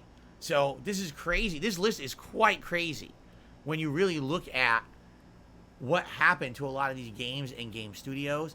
At the very least, we know the company that made Heavy Rain, Quantic Dream, is making new games. They're just in heavy development right now, and they've been delayed. So there's nothing for many years from them. The last one they came out with was Detroit Become Human, right? But, man, it's just crazy. It's funny because Lipstein says there is new content. It doesn't make the news. No one cares. Yeah, no one cares, right? The game died because they screwed it up so badly. No one cares about Halo anymore. It's very sad. Man. By the way, shout out to Chris, who became a channel member tonight. With that, we're 139 members. We are literally 1 member away from tying the record number of members that we have had here on DSPReacts. Thank you guys for that tonight. That is amazing. We're so close. If we were to get 2 more members, we'd actually hit the record, a new record, which would be amazing. Okay, so one final review. Do we want to move anything? All right, Heavy Rain, Dragon Age Inquisition, and Halo Infinite. No, arguably, I think those games should be in D. Dark Souls 2, The Walking Dead Telltale series Season 1, not the sequel, but the first game. Fallout 4, Sonic Mania, and Uncharted 4. Out of all those, I'm serious, the only game I would even consider pumping up one would be Sonic Mania, but I really got to be objective. And being objective, it's a classic Sonic game. I don't even remember the stages. I remember the music was good, the stages were fun, but it's not like I ran back to play it again and again. It's a game that reinvigorated the interest in Sonic, but it's not a game that, like, I'm in love with. You see what I'm saying? Like, I loved it then, but I don't think right now I really care about it that much. So I kind of want to leave it there.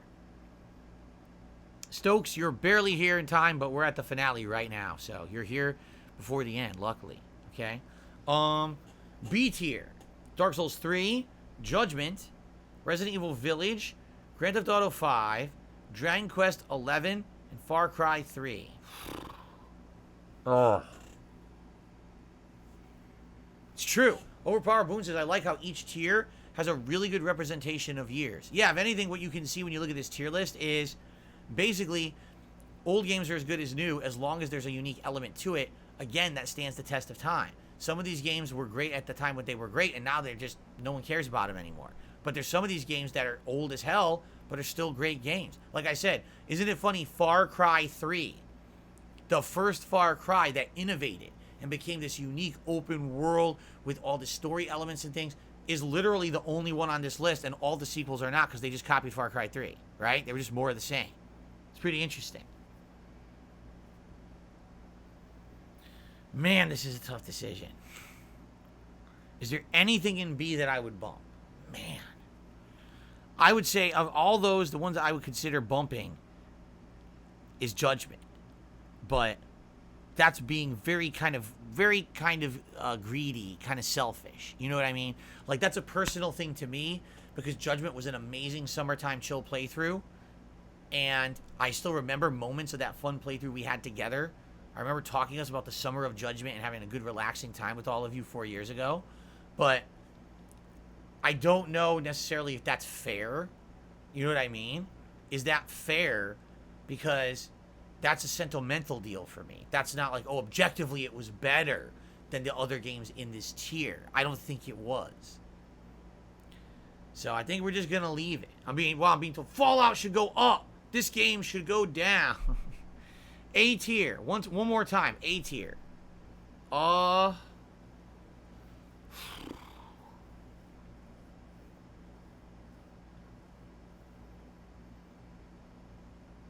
No.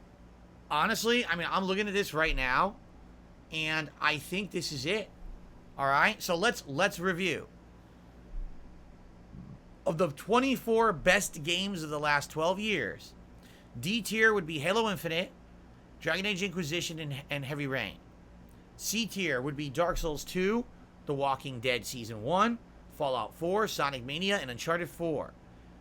B tier would be Dark Souls 3, Judgment, Resident Evil Village, or Resident Evil 8, Grand Theft Auto 5, Dragon Quest 11, and Far Cry 3. A tier would be Red Dead Redemption 1, Super Mario Odyssey, Ghost of Tsushima, Elden Ring, and God of War 2018. And then, in the top tier, the upper echelon, the creme de la creme of games that I have played in the last 12 years, we've got Skyrim, Batman Arkham City, the original Last of Us, Bloodborne, Resident Evil 2 Remake, Yakuza Like a Dragon, or Yakuza 7, and God of War Ragnarok. I think that's a pretty darn good list. I think we've done good tonight. It was tough, right? It was tough. Now, here's a good question for everyone before we adjourn, because here's the final question I want to leave everyone watching on demand as well. Listen up. What do you think is going to be Game of the Year contender for this year so far? I mean, just what comes to the forefront of my mind thinking about games this year, I would say Resident Evil 4 Remake, and I would say Street Fighter 6, right? I'll be honest, that might be it for me right now. Now, I haven't played Baldur's Gate 3. Everyone out there is going crazy over Baldur's Gate 3 who's playing it on PC. They're loving this game. Good. If it really is that good of a game, then by far, I hope that a lot of people enjoy the game and it gets the credit it gets. You know, sadly for me, I'm probably not playing it because of my style of content. I don't have enough time to be playing an insanely long game like that. But basically, the way I see it, there's not that many great games this year. Games that I thought maybe would have been shoo-ins. Like Zelda Tears of the Kingdom. Nah, it's good, but to me, it's not like Game of the Year material. There's a lot of things that were too similar to the first game, and there were some shortcomings. Diablo 4, I don't really feel like it innovated that much at all. It just kind of followed that more traditional Diablo formula, and it was all right. Are you kidding me? I thought Final Fantasy 16 might have been great. It's one of the worst RPGs I have played in the entire time I've been a YouTuber. It was so bad. I was so disappointed with Final Fantasy 16. So when Hogwarts Legacy would be another one. I would say definitely Hogwarts Legacy, although the problem with Hogwarts Legacy is it starts off strong and it completely fizzles out in the second half. So it's like amazingly cool, first time in this interactive Harry Potter universe, and then you're bored halfway through, and that's not good. You see? So, man, and it's saying to people, well, what could be good? Armored Core 6? I don't know. Starfield? Maybe. Lies of P? Mortal Kombat 1? Maybe. Right? A lot of games coming out in October. Will Alan Wake 2 be any good, I wonder? Right? Potential, but will the potential be realized? Right? Spider-Man 2 coming out. Will that be Game of the Year contender? I don't know. Right? Man. What else do you guys think? What other games this year? I'm just curious. What other games do you guys think could be Game of the Year contender potentially coming out? No, not the AEW game. What on earth are you talking about? When I talk about a game no one's talking about, it's the AEW game, right? Assassin's Creed Mirage, man, that's a big question mark. That's a huge question mark. Knowing that it's going to be a game that's much shorter than recent Assassin's Creed outings, but it's going to be a more traditional Assassin's Creed game. Could it be good? Man, I don't know. Radical Jaws just did a super chat, says Super Mario Wonder. Maybe. We have not had, I was just talking about how for a long string there, we had nothing but 2D Super Mario games to the point where they got so played out that it just got boring, right? There was too many of them. Now, we haven't had an actual 2D Mario game in a very lengthy amount of time. So because of that, maybe this will feel totally refreshing and new and different. I mean, I think we're all craving a new Mario. We haven't had one in so long, right?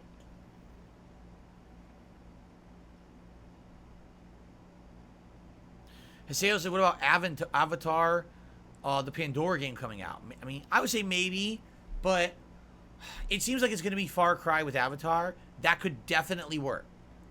But maybe it'll just be Far Cry. You understand? So I'm staying optimistic, but I'm staying cautiously optimistic. I don't want to get my hopes up for it, and then it ends up being disappointing. You know what I mean? But it looks decent. I'll agree. It looks promising. Derek said, what about Sonic Superstars? I wish Sonic Superstars had a date. Because what Sonic Superstars does, it takes the formula of Sonic Mania, but puts in modern graphics and gameplay elements. So maybe that's a game that would resonate longer. Maybe I'd actually remember that game more than I remember Sonic Mania. But yeah, I mean, we don't know anything about it. They haven't really given it a date or anything yet, right? It's just rumors. Arkham says, what about Jedi Survivor, top 5 best and most disappointing? Nah, there's definitely, I doubt it's going to be top 5 best. With all the games coming out between now and the end of the year, I don't think Survivor, Survivor ain't going to survive. People are going to forget all about that game, right? Bloom Kid did a super chat. He said, Master Detective Archives Rain Code is game of the year for me. Everything great about Danganronpa, but greatly improved. You know what's weird? I've heard a lot about Danganronpa. I heard nothing about that game. You guys told me about it. I know it came out earlier this year. I know it's from the same makers of Danganronpa. I literally heard nothing. There was nothing in game news. There was like no buzz for that game. I wonder what happened. Was there a reason? Because I thought that the next game from the makers of Danganronpa would have gotten some hype and attention. It just came and went, and I heard nothing of it. You know, it's kind of weird that happened that way. I don't know.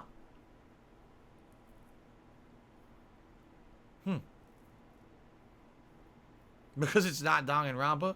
Yeah, but if it's the same style, you know.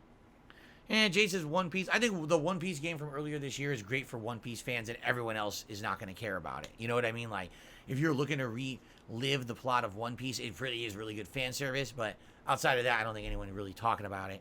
Oh, there you go. Darth Gulbach says the Grinch game. You hit it on the head. Hit the nail on the head.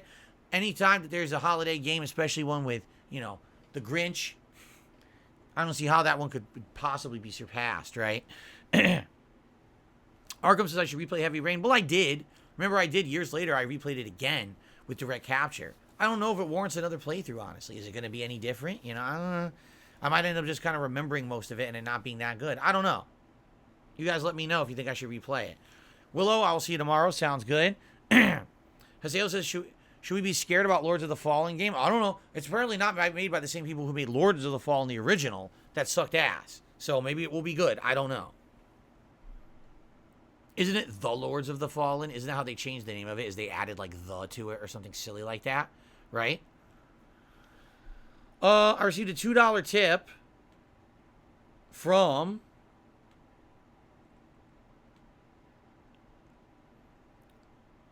Wolong is crap. It says Wolong was a disappointment. I was so excited for Wolong. It's not that great. Good on you for sticking to it. I told you guys it wasn't great. And everyone's like, no, you must play it. Because there was nothing out at that time. So people wanted something else. And I was like, I know this game's not good. And I toughed through it and it sucked ass. It really wasn't that good. Zilladon did a super chat. He said, do you think Final Fantasy 16 will be the most disappointing game? I mean, you never know. We have months and months, and we have the hardcore gaming season coming up, right? So you can't really make those kind of judgments right now.